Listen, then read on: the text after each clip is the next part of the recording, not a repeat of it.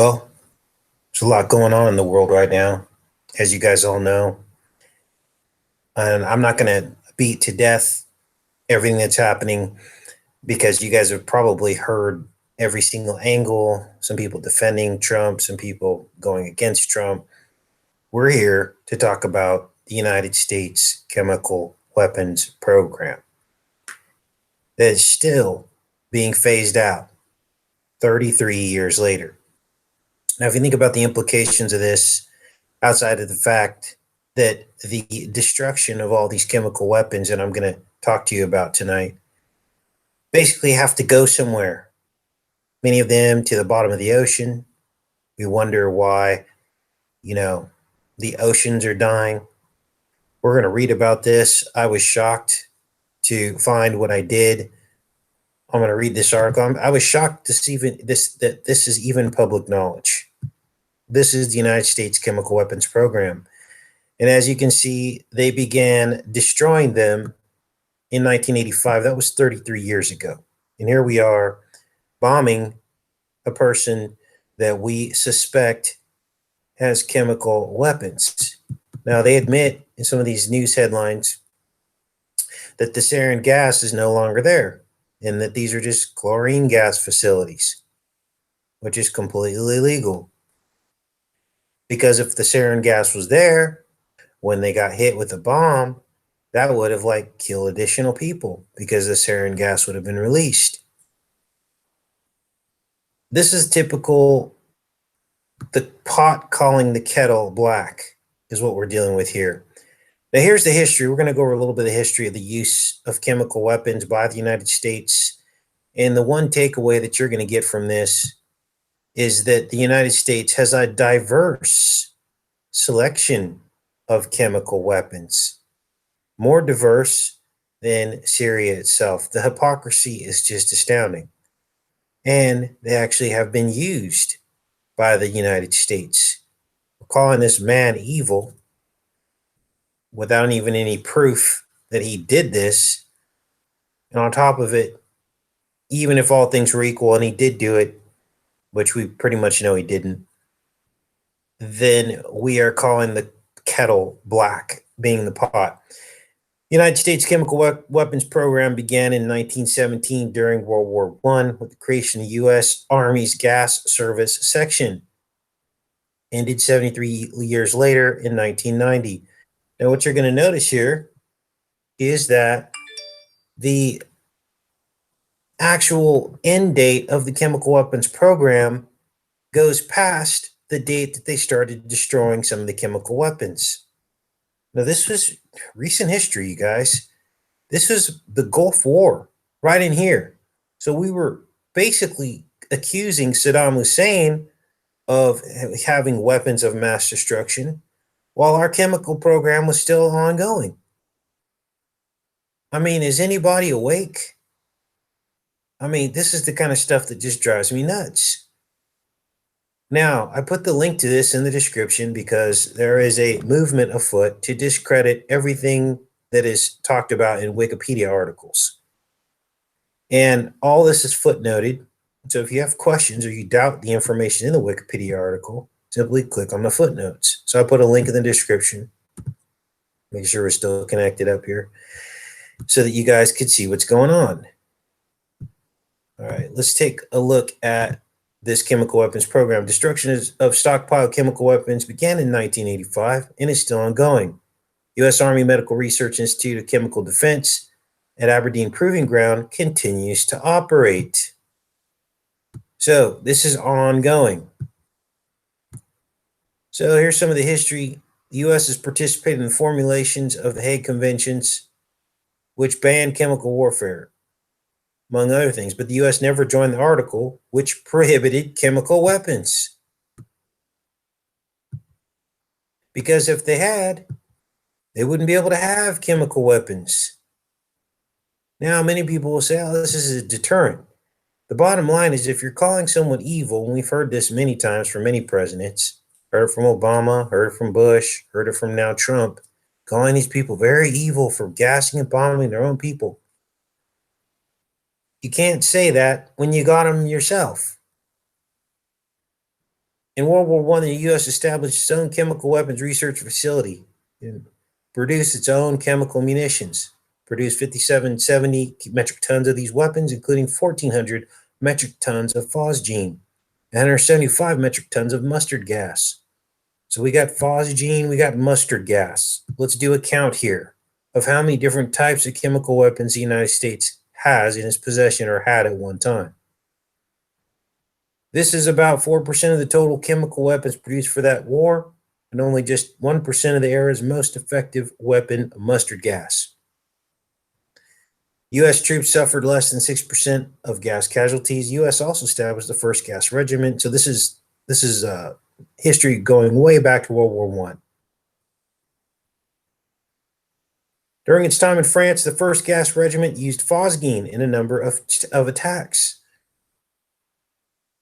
U.S. began large-scale production of an improved vesicant gas known as lewisite for use in an offensive planned for early 1919.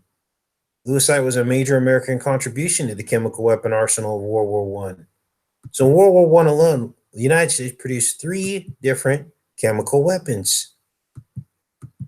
Okay, one of them was used. Now, by the time of the armistice on November 11th, a plant near Willoughby, Ohio, was producing 10 tons per day of the substance, for a total of 150 tons. It is uncertain what effect this new chemical agent would have had on the battlefield, however, as it degrades it in moist conditions. After the war, the U.S. was party to the Washington Arms. So that was World War I. 3 different chemicals. Oh, but it gets better. World War II, we did not use chemical weapons. However, quantities of such weapons were deployed to Europe for use in case Germany initiated chemical warfare. At least one accident occurred. On the night of December 2nd, German Junkers Ju-88 bombers attacked the port of Bari in southern Italy, sinking several American ships, among them John Harvey, which was carrying mustard gas. Talk about an environmental disaster. The presence of the gas was highly classified, and authorities ashore had no knowledge of it, which increased the number of fatalities, since physicians who had no idea what they were dealing with the effects of mustard gas prescribed treatment not consistent with those suffering from exposure and immersion. 69 deaths, most of them American merchant seamen. Out of 628 mustard gas military casualties, civilian casualties were not recorded. Then we enter the Cold War. So you're seeing the U.S. has a history of chemical weapons. Every single war. After the war, the Allies recovered German artillery shells containing 3 new nerve agents developed by the Germans, prompting further research into nerve agents by all the former Allies. Thousands of American soldiers were exposed to the chemical warfare agents during Cold War testing programs, as well as in accidents. In one accident, it killed 6,400 sheep when an agent drifted out of a Dugway proving ground during a test. U.S. also investigated a wide range of possible non-lethal psychobehavioral chemical incapacitating agents, including psychedelic indoles such as lysergic acid, diethylamide, also experimented to see if it could be used for effective mind control. So this is the MK Ultra program.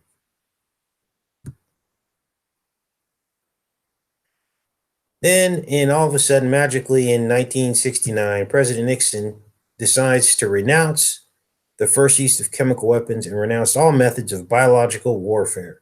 He issued a unilateral decree halting production and transport of chemical weapons, which remains in effect. From 67 to 70 in Operation Chase, the U.S. disposed of chemical weapons by sinking ships laden with the weapons in the deep Atlantic. So, we've got chemical weapons at the bottom of the Atlantic. The U.S. began to research safer disposal methods for chemical weapons in the 1970s.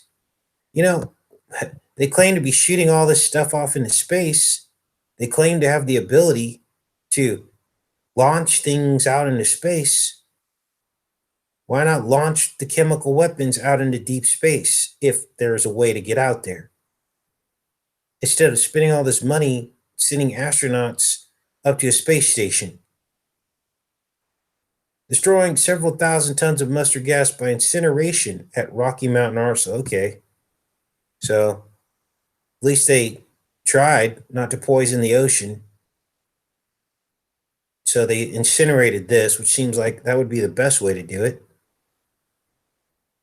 But you're seeing how much tonnage of nerve agents and chemical weapons we are in possession of, while calling the rest of the world and anyone who we think has them or uses them, oh, it's grave danger. We have to destroy these plants right away. What if they came back and started bombing our chemical facilities? U.S. entered the Geneva Protocol in 75 at the time it ratified the Biological Weapons Convention. This was the first operative international treaty on chemical weapons that the United States was party to. So they began stockpile reductions in the 80s, removing outdated munitions, destroying its entire stock of BZ beginning in 1988. Why has it taken 33 years to destroy all these weapons? They're saying because they have to find a good way to do it. My question is, why create something you can't get rid of that takes you 33 years to get rid of? And are you really taking 33 years to get rid of it? It's like you tell your kids to go, brush their teeth and wash their hands. If they don't want to do it, they'll sit and lollygag. We call it lollygagging when the kids are growing up. And basically, these kids will just lollygag around. Well, that's what the US seems to be doing because they don't really want to get rid of them, is what I'm thinking here. I mean, anyone with half a brain can see what's going on here. So here we go again. 86, President Reagan made an agreement with Chancellor so-and-so to remove the U.S. stockpile of chemical weapons from Germany. Apparently, there were chemical weapons in Germany. As part of Operation Steelbox, 2 ships were loaded with 100,000 shells containing GB and VX. I don't even know what these are. Taken from U.S. Army weapons storage depots and transported Germany to Johnson Atoll in the Pacific, a 46-day nonstop journey. May 91, so Bush was involved in this, committed the United States to destroy chemical weapon retaliation. Oh yeah, of course, because then they couldn't call Saddam Hussein a very evil man, right? Can't call him an evil man. Unbelievable. 93, signed the Chemical Weapons Convention, which required the destruction of all chemical agents by 2012. That didn't happen. They were only able to destroy 89% of the original stockpile. Complete destruction is not expected till, you guessed it, 2023, 322 backwards. And they even admit here a policy of calculated ambiguity warns of an overwhelming and devastating response in the event of CBW, chemical or biological weapons, being used against the United States or its allies. So they'll never say that they've gotten rid of them all because they need to have the threat to retaliate, right? When we're the biggest producers in the world, it seems to be, or well, that statement might not be true, but if you look at the menu here of different kinds of biological weapons, you can see that we have a varied selection. So here we are. The United States was party to some of the earliest modern chemical weapons ban treaties. Okay, you always have to show the opposite of what you're doing. Although this treaty was unsuccessful. Let's read about chemical weapons disposal. According to U.S. Army Chemical Materials Agency, by 2012, they destroyed about 90% of the original stockpile of 31,000 metric tons. That's a lot of nerve and mustard gas agents declared in 1997. This is just what they're admitting to. 31,000 metric tons. That's enough to probably fill a couple container ships. U.S. disposed of the more dangerous modern chemical weapons before starting the destruction of the older mustard gas stockpile, which presented additional difficulties due to the poor condition of some of the shells. I wouldn't be shocked if they were selling some of this stuff to other nations. You don't invest millions of dollars in this stuff and just dump it in the bottom of the ocean. My guess is we're in one giant howdy doody show, and they're we're all fighting for nothing. This stuff is being sold to other countries that are then used on people, blamed on somebody else, and then we go and bomb people. At the end of the day, the people who suffer are not Assad, it's not Bush, it's not Trump, it's you and I, and the soldiers that go to war, and the people that they kill, who they have to then live with that for the rest of their life. Of the weapons destroyed up to 2006, 500 tons were mustard gas, and the majority were other agents such as VX and sarin. I mean, I was shocked when I was reading this. People don't know this. 14,000 metric tons of prohibited weapons have been destroyed by June to meet the Phase 3 quota and deadline. So they're setting all this deadline. This is like a drawn out court case. Anticipating the failure to meet this deadline, the Bush administration in September 2003 requested a new deadline. So, man, the primary remaining chemical weapons storage facility in the U.S. are Pueblo Chemical Depot in Colorado and Bluegrass Army Depot in Kentucky. These two facilities hold 10% of the U.S. 1997 declared stockpile, and destruction operations are under the Program Executive Office, Assembled Chemical Weapons Alternatives. Other non-stockpile agents or old buried munitions are occasionally found and are sometimes destroyed in place. Disposal of chemical munitions has concluded at 7 of the U.S.'s 9 chemical depots. So these depots are spread out all over the United States, these chemical depots. They've gotten rid of 7 of the 9.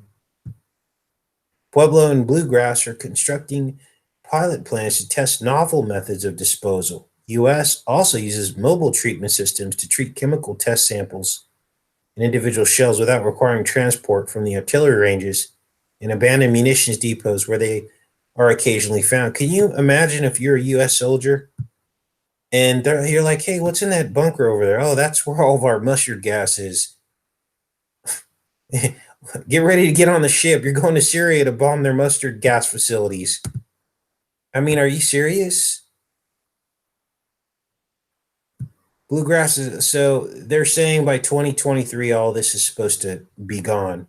I hope I'm around by 2023 because I will be talking about this chemical weapons program in the United States. Destruction of munitions containing BZ, a non-lethal hallucinating agent, occurred at Pine Bluff Chemical Activity in Arkansas.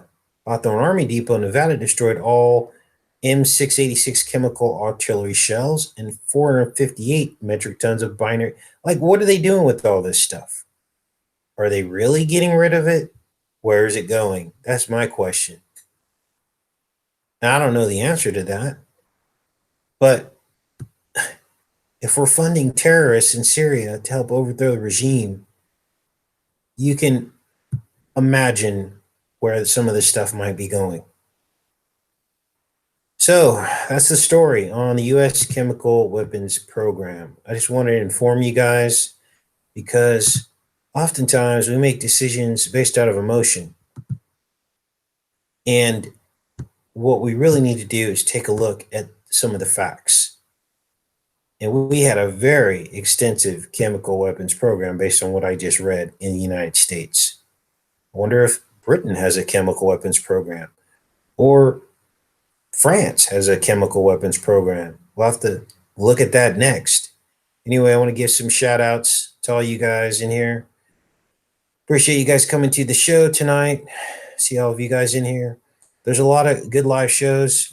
I do recommend that when Blackstone Intelligence, they'll probably upload a video on the recent strike, how that all went down, maybe even the response of Putin.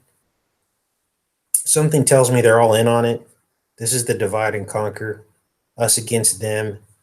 And I'd be curious to see what he comes up with because he's got his finger on the pulse. Also, Underground World News last night, they were covering this or were listening to it live, asking some very tough questions about what is going on.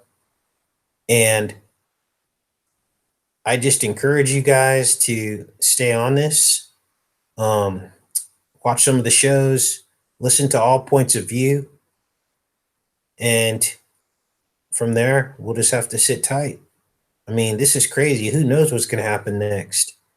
I was kind of shocked that there was no response from Russia. On the other hand, there are reports coming out of Syria that they shot down a bunch of stuff. Now, that might be fake news. I don't know.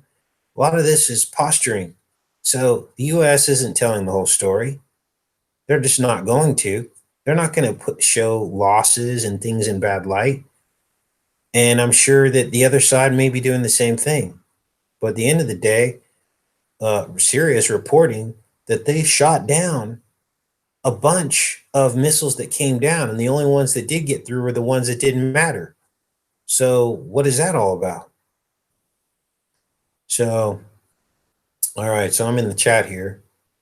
Yeah, the Bible says Damascus will be in ruins, and apparently that is the case. Now, I don't know if it's been destroyed before or if this is the first time, but it's definitely fulfilling Bible prophecies right now.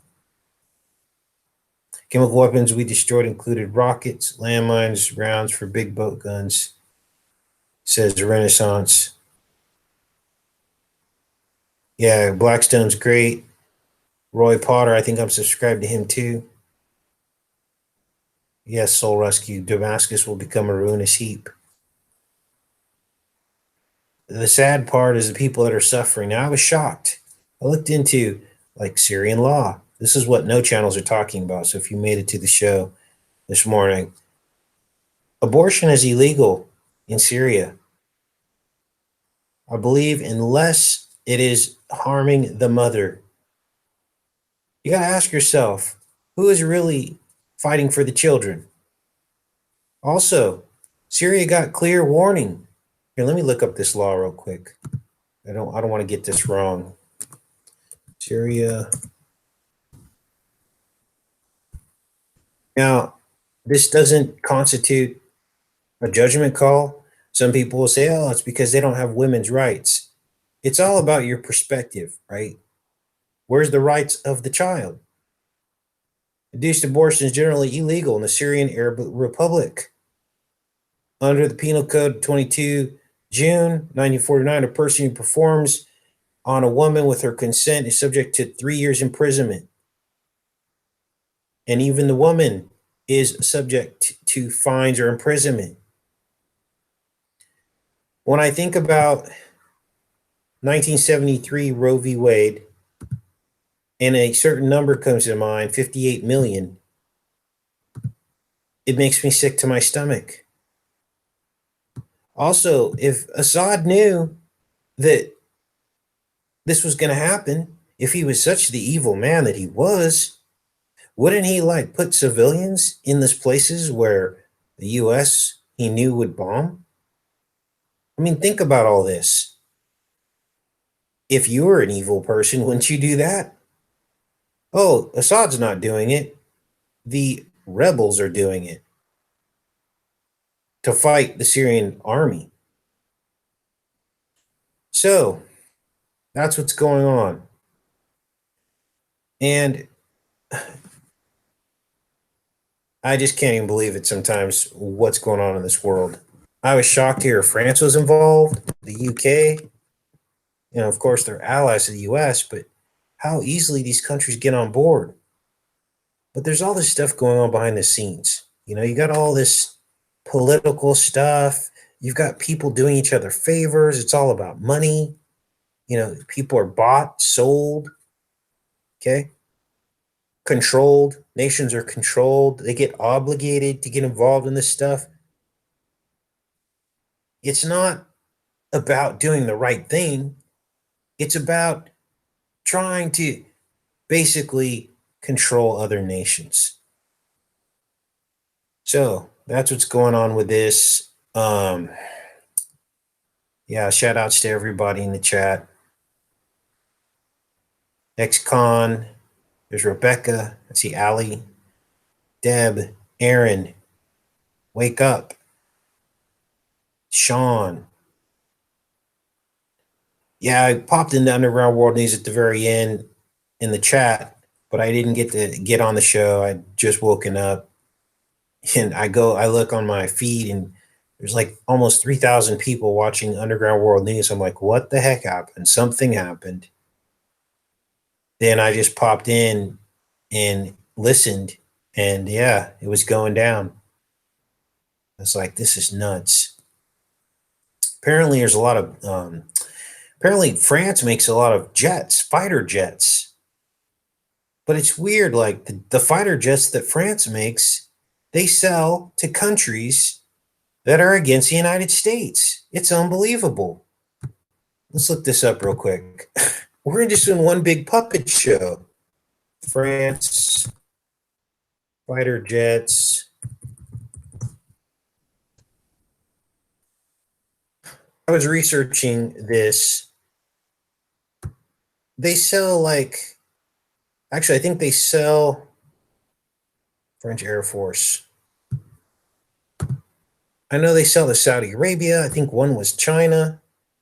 Military aircraft of France. And apparently they make really good military aircraft in France. I'll have to do a separate video on that.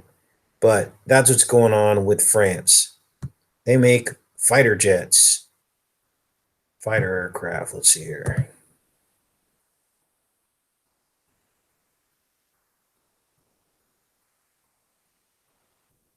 And it's just, it's crazy. It's like, when they talk about arms deals and weapons manufacturing and selling these weapons, this is big business, you guys. Big business. Talking billions of dollars. And let's do this. Oh, I think this is it.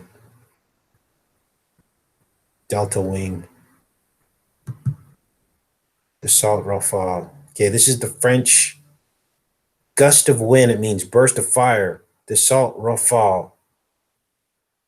Twin engine canard. That means duck. I know that because I was eating it and Mark told me it's not a clean meat. Delta Wing, a multi-role fighter aircraft designed and built by Dassault Aviation. Look at the article on this. Now, some of these are pretty outdated, but what happens is they get outdated, they sell them. So it says here, in order to reduce development costs and boost prospective sales, France entered into an arrangement with UK, Germany, Italy, and Spain to produce an agile, multi-purpose fighter, the Eurofighter Typhoon. Okay. Let's read down in here. Okay. India. Rafale has been marketed for export to several countries and was selected for purchase by the Indian Air Force, the Egyptian Air Force, and Qatar. Rafale has been used in combat over Afghanistan, Libya, Mali, Iraq, and Syria. Okay. So this is a snapshot into the fighter jets of France, who they sell them to, and all of that. Potential operators: Belgium, Canada, Finland, Malaysia, United Arab Emirates. Failed bids. Oh, look, they were going to sell them to Libya. Huh. But that was a failed bid. French newspaper reported that Libya sought 13 to 18 Rafales in a deal worth as much as $3.24 billion. So this was in 2007. So Obama was not in office yet. And who was president at that time? Bush. And then like 3 or 4 years later, we went into Libya. So it says here in 2007, Saif al-Islam Gaddafi declared Libya's interest in the Rafale, but no order was placed. French Rafales later attacked targets in Libya as part of the international military intervention during the 2011 Libyan Civil War. Unbelievable. So there's what's going on with that. All right, guys, pull up this chat again. Glad everybody came out. I just wanted to get on here real quick and show that to you guys, tell you what's going on, just get more information on everything. And so I'll probably just let you guys go at this point. Glad you guys were able to pop on the show.